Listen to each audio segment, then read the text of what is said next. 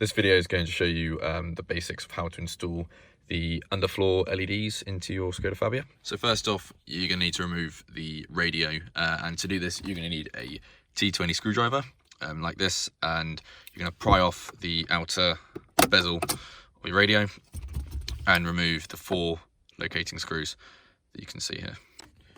Once you removed all the 4 screws, the radio should just slide out. So you've just removed your radio and you're greeted with all this mess of wires. Mine's a little bit more messy than most because I've got sub-wiring at the back here and more RCA cables to run this gain dial underneath the car. That means I can change the bass levels from the front without having to touch the subwoofer, but that's a different story. And this is a 12 volt to 5 volt dual USB adapter, and these run around anywhere from £3 to £10 depending on where you get them. But they're a great little device which makes us able to hide all the wiring behind the radio but still power our LED lights. To power the dual USB adapter, you need to run a positive to a fuse tap. So I've used this fuse tap here, and this gives me a signal wire for my subwoofer and also the USB adapter. And the black wire, just run that to a ground or any ground on the radio loom. Use the pin diagrams on top of the radio to find that, or use a just any ground point in the vehicle, any metal work will work fine. And then all you need to do is plug your USB kit in and test that it's all working. Once you've checked that your USBs are working and that your LEDs are lighting up and the kit all works, you're then going to want to run your RGB lights. And I know that the RGB lights themselves are on long wires and they're not removable, so you need to make sure you wire them first and make sure they sit correctly and you've got the distances right before you actually try and push it into the radio. 2 easy channels behind the radio unit that you can use to wire RGBs is a channel down here and a channel down here. And either of those channels fall into this part of the center console, which is absolutely hollow. So you can run the cables through these without any issue and you're not going to snag on anything. So if you grab 2 RGB cables and run them down that side and another 2 and run them down that side, that'll give you driver's side front and back and passenger front and back. I'm going to use the driver's side as an example here of how to pull them down. But up here is the radio. You can see the signal wire just there, and that's where the wires will come down. So once you push them down there, because of the RGB strips being quite a good size, you should be able to feel them and see them come down quite easily. All you need to do is pull them through and get all your cables pulled down so no cables are left up in the radio to cause extra nuisance. So pull them both down and then you can wire them as you need it. So I've run the driver's side one over the top, and just using the self-tape, the adhesive tape that's on the back of it, it's stuck to this plastic bar which is just behind the fuse box. It's nice and hidden, you don't see it when you're driving, which is great.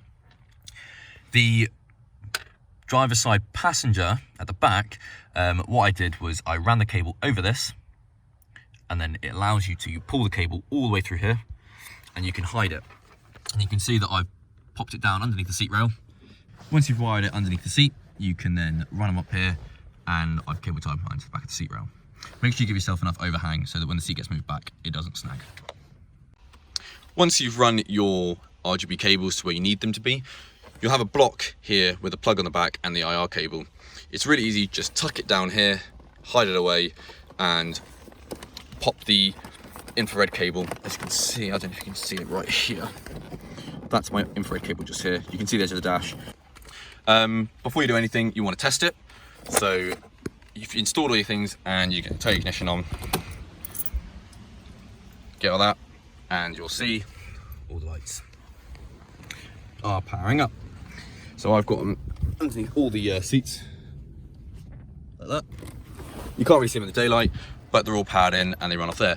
But I've also got my dash cam that powers on with it, and it works really great. If you don't have a dash cam and want to use something else, you can run a phone cable to your top glove compartment, lower glove compartment, to come out under here as well. Depends where your phone mount is. There's quite a few options with that, but it works really simple. Once they've all installed, you won't see in the cables, you won't snag anything, but then you've got footwell lights. And pop the IR cable through here, like I said before, and it means you can still change it using the controller. That's pretty much it. The link in the description will have all the links to the relevant items you need, and that will help you out choosing your bits and understand what you need. One tip though, try not to get too big RGB strips because you honestly don't need that big to actually light the footwells. You don't want to be too bright because it can actually be quite distracting if they're too bright. I have mine on the lowest brightness on green, and it just gives it a nice little effect. Just make sure it's USB, and that you've got a control box, and that the adapter you put in the car is a 12 volt to 5 volt. Some will have one USB, some will have two. Depends on what you need. I went for the two because then I've got a spare one just in case, and the price difference is pretty much negligible. Once you pop the radio back in and you screwed it all in and put the bezel in, just double check everything's working again, and if it is all working, you've all finished and it's good to go. If it is looking a bit daunting to you from after this video, honestly, it's not that difficult at all, and it's only two wires realistically, a positive that goes to a fuse box, a fuse tap, and a negative that goes to ground. If you have any questions, just give me a shout. If any of the links in the description are dead, then please just fire me a message or a comment and I'll update them or give you another link. But thanks for watching, and hope to see you soon.